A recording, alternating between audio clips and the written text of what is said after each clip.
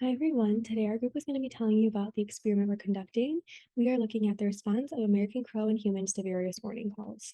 So a little bit about the background and the bird study specifically. The literature we used for this aspect of the study came from Google Scholar, the MSU Online Library database, and JSTOR. So our primary article comes from the journal Science, and it's titled "Who Do You Trust? Wild Birds Use Social Knowledge to Avoid Being Deceived." This is the article that we are replicating our methods off of. And in short, it studied Siberian jays and how they react differently to vocalizations of different warning calls from different species, and particularly their latencies to return to their original location after fleeing as a result of these calls. The second article we use is from the Condor, and it's called The Effect of Predator Type and Danger Level on the Mob Calls of the American Crow, which really just goes into depth about these flea-inducing calls and how different vocalizations contain specific information about the predator or situation. Finally, there were two databases we utilized, eBird.org and MacaulayLibrary.org, which contained counts of data on bird observations in Ingham County, leading us to choose the American crow and the location we took our observations at. And then the Macaulay Library is a database containing thousands of bird vocalizations, and it allows you to apply filters such as the species type, location, and type of vocalization. So for our methods, we carried everything out at Valley Court Park, which is located on the corner of Grand River Avenue and Abbott Road in East Lansing. And in an effort to keep things consistent and to obtain comparable results, there are a few aspects of our experiment that we kept constant, including the time of day, 10 a.m., the weather between 45 and 55 degrees, the type of speaker and intensity that the vocalization was playing at, and then finally how long we waited between each trial. The materials, as I said, were the Beats Pill Plus speaker, an iPhone stopwatch and its lap feature, and of course, a lab notebook and writing utensil. We utilized four audios, two American Crow audios, one Blue Jay warning call audio, and a Florida Scrub Jay warning call. The Florida Scrub Jay is our negative control because this bird is in no way, shape, or form located in East Lansing, so therefore we are not expecting to see any kind of results. And the other ones are positive controls because we are expecting to see results from those. So what happened is we played the vocalization for roughly 40 seconds. The stopwatch was lapped whenever birds grouped together because we found that playing a vocalization caused them to kind of flock towards that area. And then finally, once the vocalization ended, we timed how long it took the birds to return to their original location if they did leave. And so to the right, you can see figure one. It's a two-part figure. Part A compares the vocalization playback to the gathering time. AC1 and 2 are the American Crow warning calls. As you can see, there was much more gathering with those two calls and after longer periods of time. And then part B compares the vocalization playback to the average time spent away. So again, the American Crow call number one caused the birds to stay away for a significantly longer amount of time than the other American Crow call and the Blue Jay warning call.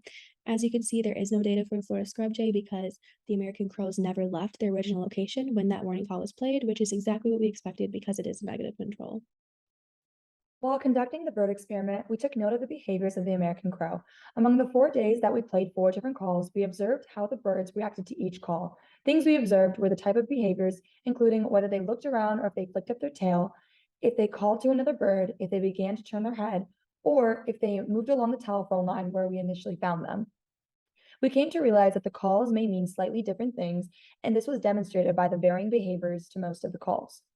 Our interpretations for the different calls started with the blue jay call. And after this vocalization was played, we observed that a couple birds seemed to be looking around as well as flicking up their tail and turning their heads. We can assume, since there were no callings from the birds, that this could have been a be aware of your surroundings call, meaning a predator could be around. The Florida scrub jay call is our negative control because it is an unknown species to the crow, and it is proved by the shorter return and latency times in the experiment. Despite this, it was the only call that the crows moved up and down the telephone line for. After researching, I've concluded that when a bird begins to move up and down, it is a way for them to scare away an intruder. We can assume that the crow recognized that the call may identify an intruder, but they may not know which one. The second American crow call is our positive control due to the long return and latency times. Once played, the bird simply responded by calling to other birds and looking around. From our research, we can assume that this may be an agitation call. They are usually used by angry birds to call out other birds. The looking around behavior demonstrates the birds were simply trying to see what was happening around them. For the first American crow call, the response was yet again just callings amongst the birds. From the data, we can assume that this call may have been a general warning call and that a predator may be in the area. Because the data showed with this call the birds did flee, we can assume that the response of calling could have been discussing how near or far the predator may be. Although the data was legitimately observed, we still have a few more trials to conduct to validate these interpretations. Our homologous human experiment includes methods based upon two different research papers, both found on PubMed. The first is entitled Associations to Unfamiliar Words Learning the Meanings of New Words, and that is from Chaffin in 1997. The second is entitled Effects of Warning Validity and Proximity on Responses to Warnings, and that is from Meyer in 2001. The first paper's methods include recording participants' responses and activity to phrases that were both familiar and unfamiliar to them. The second paper was a computerized study regarding participants' responses to warning signals based on how valid and close they were. By combining these methods, we were able to formulate an experiment consisting of 3 different human vocalizations being played across 3 different days, with each day being responsible for a different vocalization. Day 1 will occur at noon and will consist of a Beats Pill speaker being placed 15 feet away from the sidewalk in front of Beaumont Tower on West Circle Drive in East Lansing, Michigan. As an individual walks past alone on the sidewalk, the vocalization Watch Out will be played at 80 decibels from the speaker. A stopwatch will be used to record data from the individual. Time will start after the vocalization is played when there is a break from walking in a standard fashion, whether it's a pause in their walking, looking around at their surroundings, etc. Time will stop when the participant returns to walking in a standard manner. This was defined as latency to return to previous activity in the figure to the right. This same vocalization will be repeated for 10 total individuals that day with 5 minutes between each trial. For days 2 and 3, all variables will be kept constant except for the audio playback emitted from the speaker. Day 2's playback will be Watch Out, but at 2 times the speed as it was day 1. Day 3's playback will be Cuidado, which is Watch Out in Spanish. This is our negative control, as we do not expect participants to recognize the sound as being a warning. Figure 3 displays a bar graph of predicted results for the study. We predict that the humans in the study will have a higher latency in returning to their previous activity when hearing the 2 times Watch Out speed vocalization, because the humans will equate hearing the warning signal in their own language and at a faster speed as being more valid and urgent.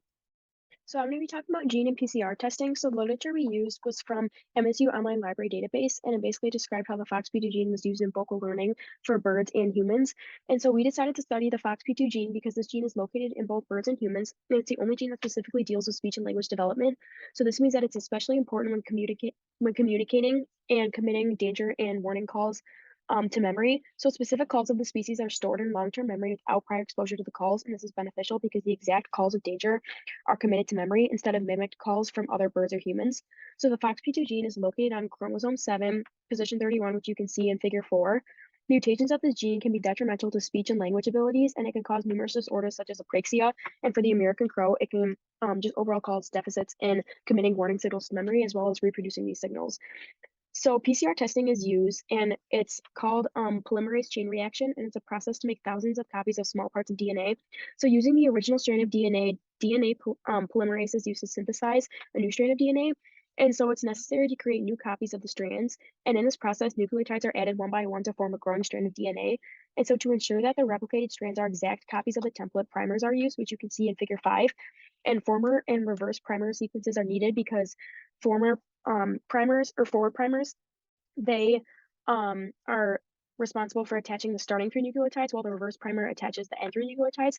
And you need both of them because if you didn't have the forward um, primer, then the whole thing would be messed up. And so PCR testing is important because it reduces the chances for the gene to have mutations because exact copies are supposed to be present. And so another test we used was called gel electrophoresis, and this test works by separating the DNA according to size and charge. So a current is run through gel containing different molecules, and based on their size and charge, the molecules will travel through, allowing them to separate, which you can kind of see in figure 6.